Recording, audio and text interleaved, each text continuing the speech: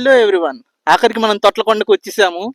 దీన్ని చూసే ముందు దీని హిస్టరీ గురించి తెలుసుకుందాం. హిస్టరీ గురించి తెలుసుకుంటే మనం ఈ ప్రదేశాన్ని చూడడానికి ఇంట్రెస్ట్ అనేది ఆటోమేటిక్గా పెరిగిపోతుంది. సో హిస్టరీలోకి వెళ్దామా?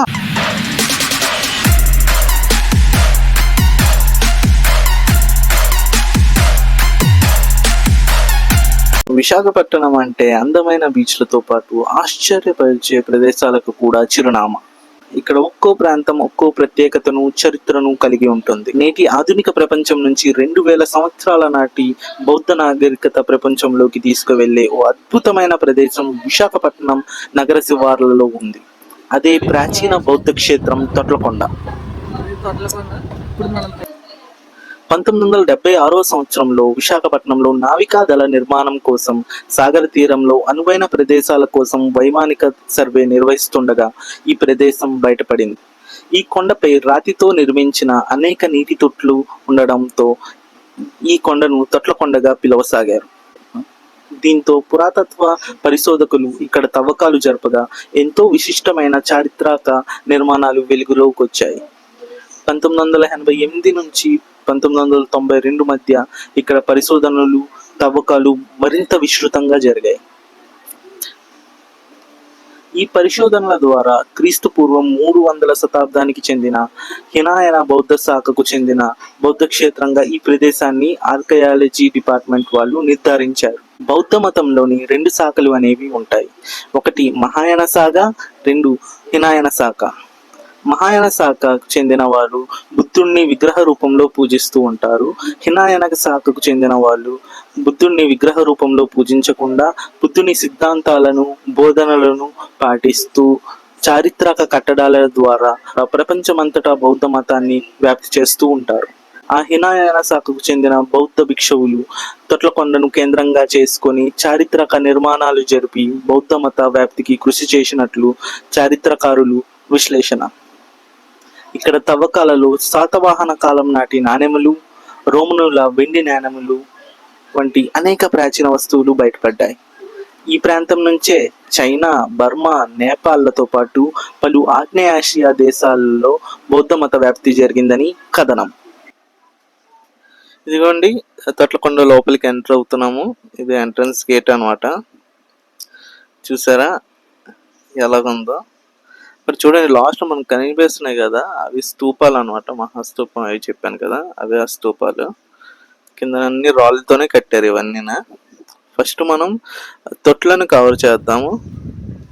ఆ తొట్ల వల్లే కదా ఈ కొండకి తొట్లకొండ అని పేరు వచ్చింది. చూడండి ఈ తొట్లు, బాబా కప్పలు కప్పలు కప్పలు కప్పలు పారిపోతున్నాయి. చైనా వాళ్ళు అనుకున్నారా ఏంటి? చూడండి, ఇదే తొట్టు అనమాట. వర్షం పడినప్పుడు మొత్తం వాటర్ వచ్చి ఇక్కడ ఆగుతూ ఉంటాయి. ఇలాంటి తొట్లు 9 ఉంటాయి ఇక్కడ.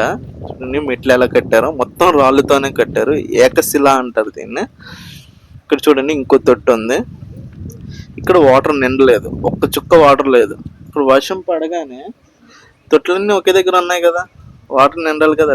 ఇక అక్కడ చూడండి, అక్కడ కన్నం ఉంది కదా తొట్లోని లోపల, ఆ కన్నం నుంచి మొత్తం నీళ్ళు వచ్చి నిండుతాయి అన్నమాట. ఇక్కడ అది మెకానిజం అలా చేశారు. అటువైపు తొట్టి నిండింది, ఇటువైపు 3 తొట్లు నిండాయి. ఇక్కడ తొట్టి నిండలేదు మొన్న పడిన వర్షానికి. ఇక్కడ చూడండి, ఇది చిన్న తొట్టి, ఇదేదో బాత్ టబ్ లాగా ఉంది. చూసారు కదా, దీంట్లో మూలికలు వేసి వీళ్ళు స్నానాలు చేసేవారంట. మూలికలు వేసుకొనే వాటర్ ఫిల్టర్ చేసుకొని తాగేవారంట. అదిగోండి అక్కడ ఒక తొట్టు ఉంది. ఇలాంటివి మొత్తం 9 తొట్లు అనేవి ఉంటాయి ఇక్కడ. చూసారుగా, ఇది వచ్చేసి ఉద్దేశిక పూర్వక స్తూపం అంట. ఉద్దేశిక పూర్వక స్తూపం. ఇక్కడ ఏంటంటే ఏదైనా విషెస్, ఏదైనా ఇది చెయ్యాలి, ఇది సాధించాలి అనుకున్నాం అనుకోండి, అది పూర్తయితే ఇలాంటి స్తూపాలు శిష్యులు నిర్మిస్తారంట. బౌద్ధ ధర్మాన్ని పాటించే శిష్యులు ఉంటారు కదా, వాళ్ళు ఇలాంటి స్తూపాలను నిర్మిస్తారు, అది కంప్లీట్ అయ్యింది అని చెప్పి. ఇది వచ్చేసి మహాస్తూపం. ఇది మహాస్తూపం. ఇది ఇలా ఉండేది కాదండి, ఇది తర్వాత మనకి 2016లో కన్స్ట్రక్ట్ చేశారు. కింద కనిపిస్తుంది కదా, ఈ గోడే రియల్. ఇదినా పైన ఉన్న స్తూపానికి కింద ఉన్న బేస్ అది రియల్ అనమాట. పైన మొత్తం అంతా స్తూపము ఆల్రెడీ ఆర్కయాలజీ డిపార్ట్మెంట్ వాళ్ళు తవ్వకాలు జరిపినప్పుడు మొత్తం అన్ని పడగొట్టేసి మళ్ళీ కన్స్ట్రక్ట్ చేశారు అవి. చూడండి చూపిస్తాను, ఇదిగోండి చూసారు కదా ఎలా కన్స్ట్రక్ట్ చేస్తున్నారు పైన స్తూపం. స్తూపం మొత్తం అంతా కన్స్ట్రక్ట్ చేసి పైన హార్మానికా అని ఉంటుంది, హరామికా అని ఈ రాయి ఉంది చూసారా, దీన్ని హరామికా అంటారు. వాటిని క్రెయిన్ సహాయంతో పైన అమర్చారనమాట. అమర్చడంతో మొత్తం స్తూపం మళ్ళీ రెడీ అయింది, ఇలా తయారైంది. ఇప్పుడు మనకి ఇలా కనిపిస్తుంటది. ఇలాంటి హరామికలు ఈ లోపల ఇంకోటి నాకు కనిపించింది తుప్పల్లోనే, పనికిరాదేమో పారేశారు. చూడండి ఏదో సింబల్స్ ఉన్నాయి దీని మీద, అప్పట్లో ఇలా డిజైన్ చేసి మొత్తం కట్టినవి ఇవి. ఇప్పుడు ఎక్కడో తుప్పల్లోని పారేసి ఉన్నారు. రాయి వెనకాతల డిజైన్ లేదు. ఇక్కడ చూడండి ఇంకోటి, ఎవరో ఏదో బండరాయిని ఎత్తుతున్నట్టు, నెత్తి మీద ఏదో బండరాయి పెట్టుకున్నట్టు ఏదో సింబల్ అనేది ఉంది. అదే మనిషి ఆకారంలో ఉంది, చూడండి కనిపిస్తుంది కదా. అలాగే ఇంకో రాయి కూడా ఉంది అండి పక్కన. ఆ రాయిలో చూడండి ఏదో చెట్టు ఆకారంలోని లేకపోతే ఏదో సర్పం ఆకారంలో ఉంది. అది బుద్ధుడికి చెట్టు కిందనే కదా జ్ఞానోదయం అయింది, ఆ సింబల్ అనుకుంటున్నాను. కొంతమంది బుద్ధుడి తల మీద పాము ఉంటది కదా, పడగ విప్పి ఆ పాము అంటున్నారు. ఇది చూడండి చైత్య గృహాలు అనమాట. అంటే ఇక్కడ ప్రార్థనా మందిరం ఇదంతానా. ఈ లోపలే సన్యాసులు అందరూ కూర్చొని ప్రార్థనలు చేసేవారు ఒక గ్రూప్ కిందన. అది మీకు ఒకసారి చూపిస్తాను, ఒకసారి చూడండి. ఇదిగోండి ఇటువైపు నుంచి ఇలాగ వెళ్తే లోపల ఆ సర్కిల్ అది ఒక స్తూపంలో కనిపిస్తుంది చూసారా, దాన్ని రౌండ్గా కూర్చొని వీళ్ళు ప్రార్థనలు చేసేవారు. అదే మెడిటేషన్ చేసుకునేవారు. మెడిటేషన్ చేసుకొని ధ్యానంలో ఉండేవారు అనమాట. ఇది చైత్య గ్రహాలు అంటారు. ఇలాంటివి చాలా ఉన్నాయండి ఇక్కడ, కానీ ఇవన్నీ వెరైటీ ఆకారాల్లో ఉంటాయి.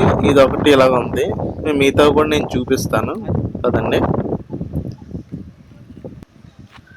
ఇవి కూడా స్తూపాలే అండి. అది ఇందాకలా మనం చూసాం కదా, విషెస్ పూర్తి అయితే లేకపోతే ఏదైనా సాధించాలంటే అవి పూర్తి అయితే ఈ ఉద్దేశిక స్తూపాలని తయారు చేస్తారని చెప్పేసి, ఇవి శిష్యులు దాన్ని ఫాలో అయ్యే వాళ్ళు తయారు చేసుకున్నవి.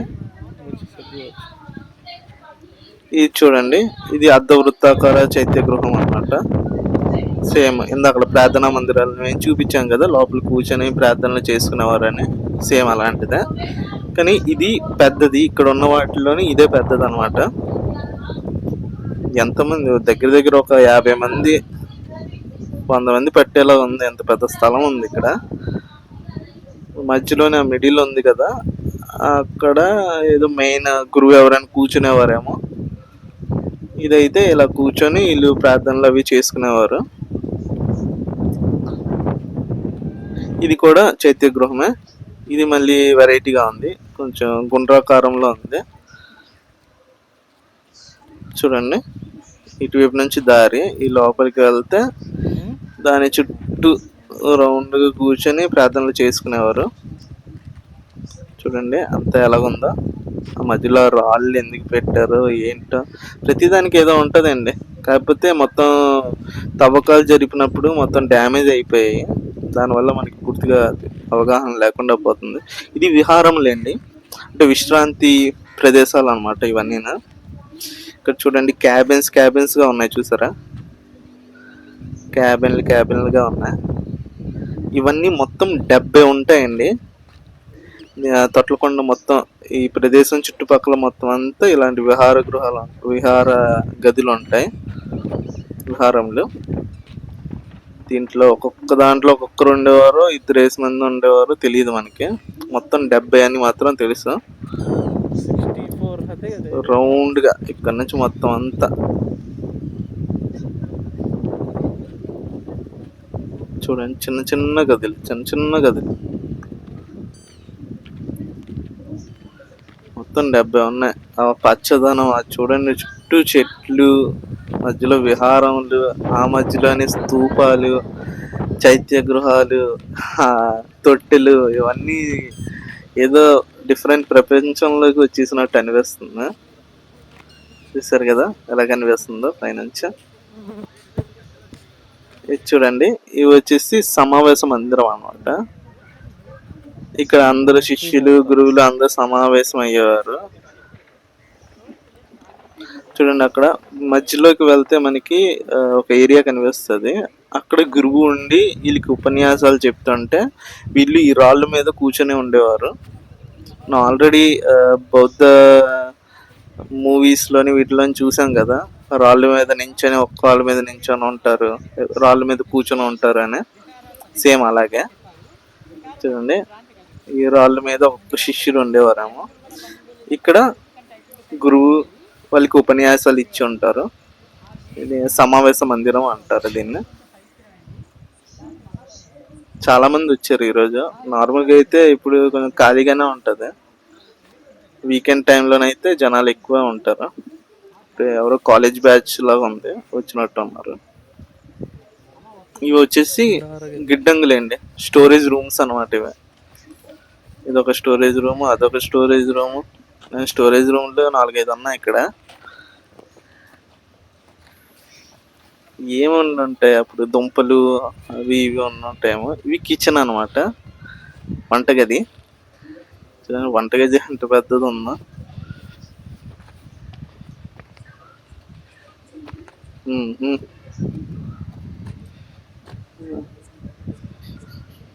ఇంత వంటగది.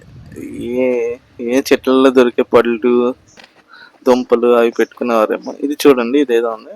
ఇది భోజనశాల అంట, డైనింగ్ హాల్. ఇలా లోపలికి వెళ్తే ఇక్కడే అందరు కూర్చొని భోజనం చేసేవారు అనుకుంటాను. ఎంత పెద్దది కట్టారు చూసారా, ఎంత ఉందో. అమ్మో, భోజనశాల. మనం అప్పుడు వచ్చినప్పుడు ప్లేట్ చిన్నదిలో కనిపిస్తుంది కదా మీకు. ఇక్కడ నుంచి అంతవరకు చూడండి, దాదాపు 100 మంది దాకా కూర్చొని భోజనం చేయొచ్చు, అంత పెద్దది ఉందా.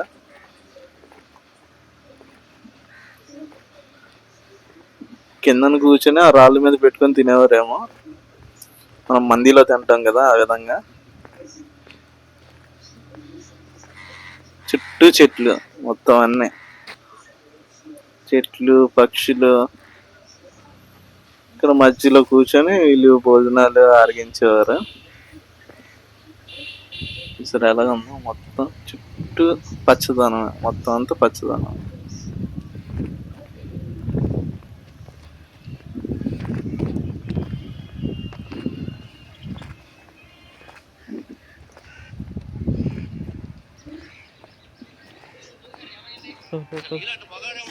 అవన్నీ మనకి వంటగదులు, గిడ్డంగులు అవన్నీ అనమాట. తిన్నంగా వెళ్తే మనకి విహారంలో అవన్నీ వచ్చేస్తాయి. మన స్తూపం దూరంగా కనిపిస్తుంది అక్కడ. ఈ వంటగది, ఇవన్నీ గిడ్డంగులే. దూరాన మనకి స్తూపం కనిపిస్తుంది, మహాస్తూపం. బయటికి వెళ్దాము, మొత్తం అంతా చూసాము. ఇప్పుడు బయటికి వెళ్ళి బైక్ తీసుకొని అక్కడ నుంచి లోపల ఒక పార్క్ ఏరియా లాగా నిర్మించారు అనమాట. ఆ ఏరియాకి వెళ్ళి మొత్తం అంతా చూద్దాము. ఏంటి, మొత్తం అంతా కవర్ అయిపోయింది, హిస్టారికల్ ప్లేస్ మొత్తం అంతా కవర్ అయిపోయింది. ఇప్పుడు పార్క్ని కవర్ చేద్దాం.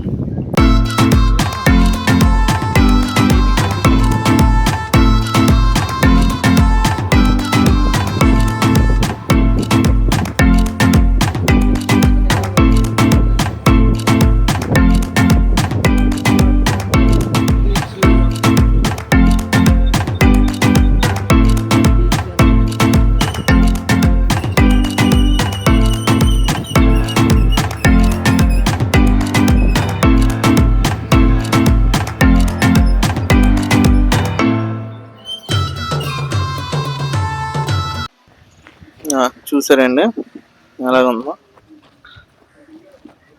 ఇది ఒక పార్క్ లాంటిది అనమాట. ఇక్కడ ఫోటో షూట్లు, ప్రీ వెడ్డింగ్ షూట్లు తెగ అవుతూ ఉంటాయి. చాలా మంది పిక్నిక్ లాగా కూడా యూజ్ చేస్తారు దీన్ని, పిక్నిక్ స్పాట్ లాగా. ఫ్యామిలీస్ వస్తూ ఉంటారు ఇక్కడ. బాగుంటదండి ఇక్కడ వ్యూ మొత్తం అంతా తొట్లకొండ నుంచి మొత్తం వ్యూ హైలైట్ గా ఉంటది. అది నార్మల్ ఎంత చెప్పాలంటే 3,000 వైజాగ్ లో ఉన్న బెస్ట్ వ్యూ పాయింట్ లో ఇది 3,000 ఒకటే. మనం పెట్టుకోలేం కదా అని చెప్పేసి చూడండి మొత్తం గ్రీనరీ, 200కి తీసుకున్నాం. ఇక్కడ బీచ్,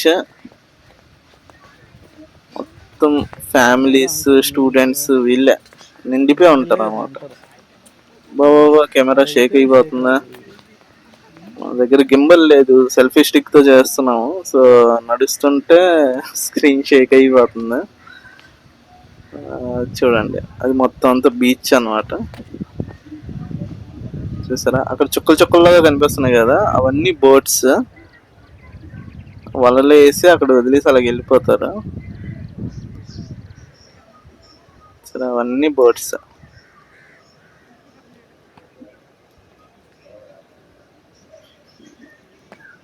మొత్తం ఉమ్.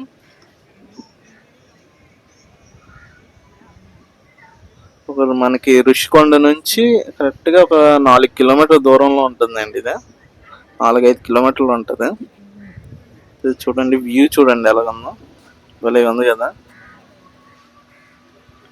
ఆ గ్రీనరీ అది చూడండి, ఆ చెట్లు మొత్తం అన్ని. చేద్దాం చేద్దాం. ఇది ఒక పిక్నిక్ స్పాట్ అన్నమాట. ఇక్కడ కూర్చొని అందరు ఫ్యామిలీస్ తో వస్తే భోజనాలు అవన్నీ చేస్తూ ఉంటారు.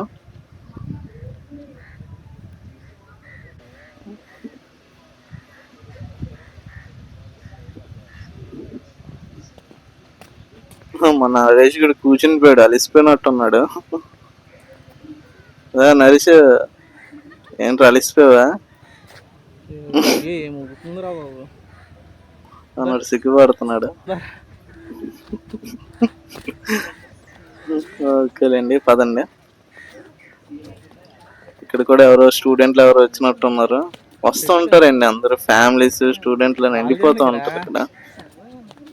అబ్బా స్క్రీన్ కదిలిపోతుందా. పూలు ఎలా ఉన్నాయి, చాలా అందంగా ఉన్నాయి.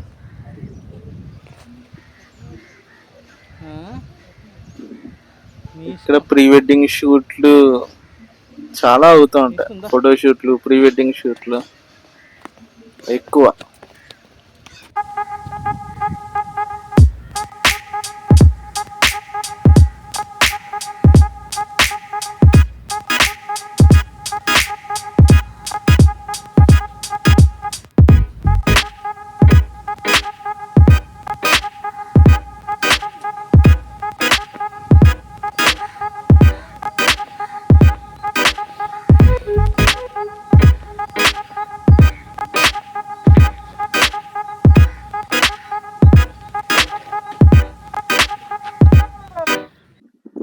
ఇదేనండి మన తొట్లకొండ వీడియో. మీకు నచ్చినట్టయితే లైక్ చేసుకోండి, సబ్స్క్రైబ్ చేసుకోండి.